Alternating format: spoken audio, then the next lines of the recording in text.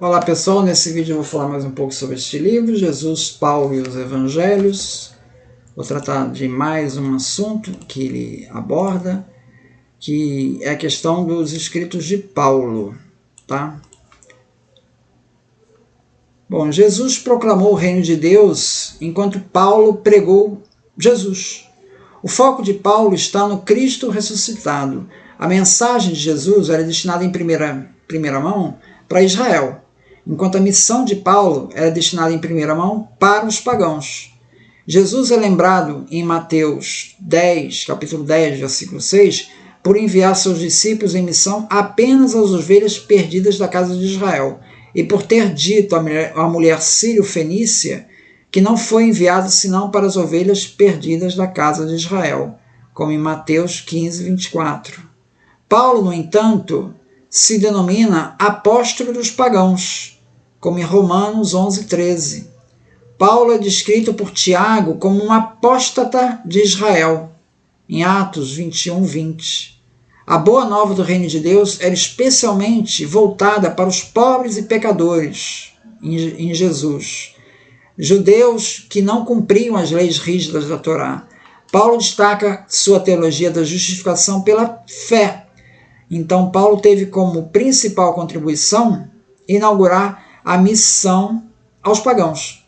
Sem Paulo, a seita messiânica dos nazarenos talvez tivesse permanecido como uma seita de renovação dentro do judaísmo, destinada a desaparecer ou a ser absorvida pelo judaísmo rabínico após a destruição do templo, algumas gerações mais tarde. Paulo a converteu em uma religião predominantemente pagã, e que guarda grande similaridade com a missão de Jesus em prol dos pecadores. Paulo repreendeu Pedro, dizendo: nós que somos judeus de nascimento e não pecadores do paganismo, sabemos que a pessoa não se justifica pelas obras da lei, mas pela fé em Cristo, conforme ele diz em Gálatas 2,15.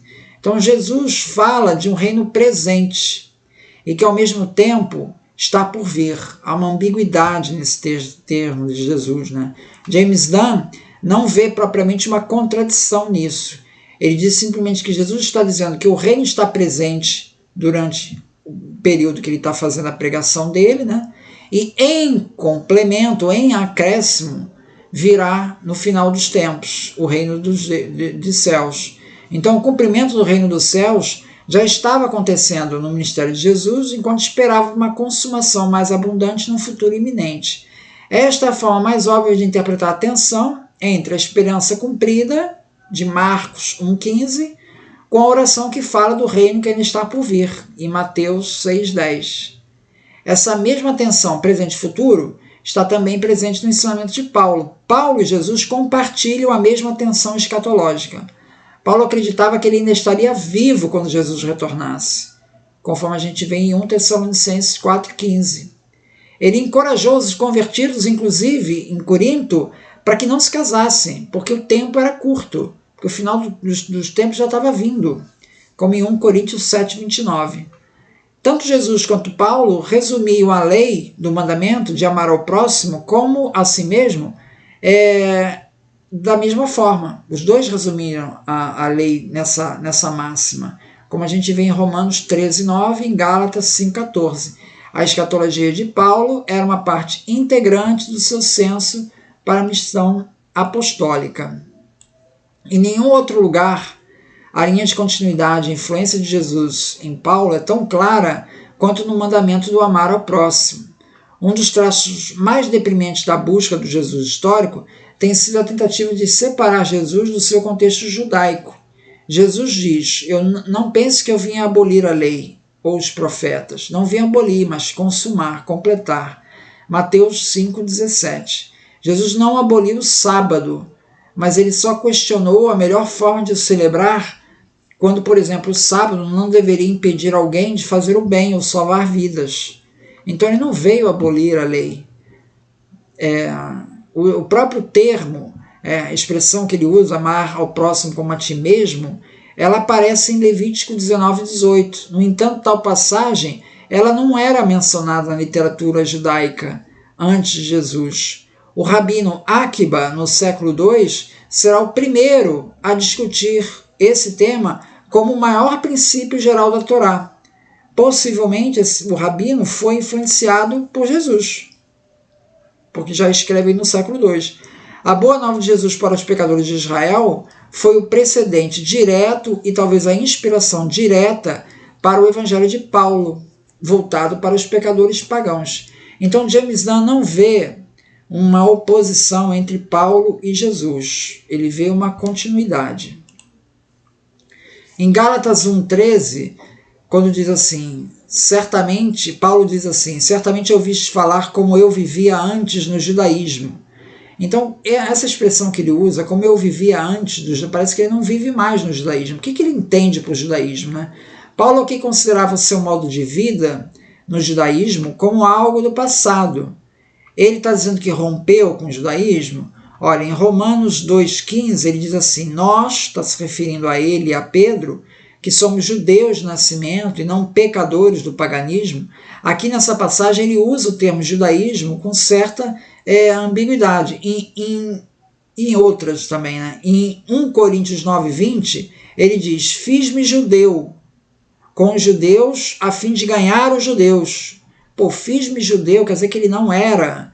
Então é nesse sentido que o James nota uma certa ambiguidade no uso dessa palavra. Ou seja, mesmo ele sendo etnicamente judeu, ele diz que fez-se judeu. O que significa fazer o judeu? Significa seguir os padrões de conduta dos judeus. Então ele trata o termo judeu como um papel que ele pode assumir ou descartar. Não se trata de um vínculo puramente étnico, estando mais ligado a um código de conduta ou maneira de viver. Ainda assim, ele mesmo já não se considera no modo de vida judeu. Ele ainda continua a usar o termo judeu para si, para etnicamente se distinguir do povo grego. Para Paulo, a identidade de Israel é definida e determinada pelo chamado de Deus, que inclui judeus e não judeus. Então isso transcende a distinção étnica religiosa. Embora ele nunca use o termo cristão, Paulo por diversas vezes usa em Cristo, o que foi traduzido modernamente como cristão. Paulo não deixou de ser um judeu etnicamente falando, mas ele não considerou mais esse fato como definitivo para a sua relação com Deus e, portanto, para a sua identidade. O fator-chave para o próprio Paulo foi que a sua identidade era primordialmente determinada pela relação com Cristo, como ele define em Gálatas 3,2. Ele diz assim, já não há judeu nem grego, nem escravo nem livre, nem homem nem mulher, pois todos vós sois em Cristo Jesus. Tudo isso é relevante não só para melhor compreendermos Paulo, mas para uma melhor compreensão da identidade cristã. Segundo James Dunn, Paulo é um membro de difícil lidar e é um tanto incômodo do cânon neotestamentário, porque questionam a autoridade dele como apóstolo, né? Paulo, por diversas passagens, se refere a si mesmo como apóstolo, como por exemplo em Romanos 1,4, título que foi contestado por alguns. Em Gálatas, ele abre a carta de Gálatas abruptamente, reivindicando ser apóstolo, não da parte dos homens, mas por Jesus e Deus Pai. Paulo reivindica que recebeu o apostolado diretamente de Jesus ressuscitado, pois sua aparição, a aparição que ele teve, que Paulo teve de Jesus, ele considera como da mesma ordem que as aparições do Cristo ressuscitado teve a Pedro e aos 12, conforme a gente vê em 1 Coríntios 15:5. Em Atos 1:22, contudo, é afirmado que somente os que presenciaram Cristo ressuscitado, ali naquele período de 40 dias depois da morte de Jesus, que Jesus apareceu aos discípulos, somente aqueles que presenciaram essas aparições é que poderiam ser enquadrados como apóstolos. Então daí o conflito em considerar Paulo como apóstolo, porque ele não está nesse grupo, né?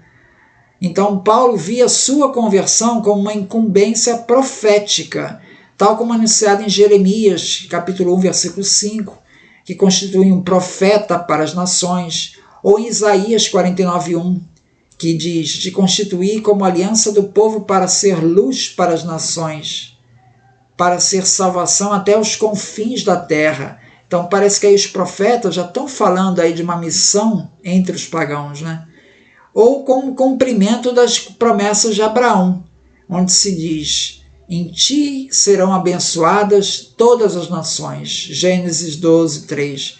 Então Paulo, na sua missão aos pagãos, ele não se vê rompendo a Escritura, ele se vê cumprindo os profetas.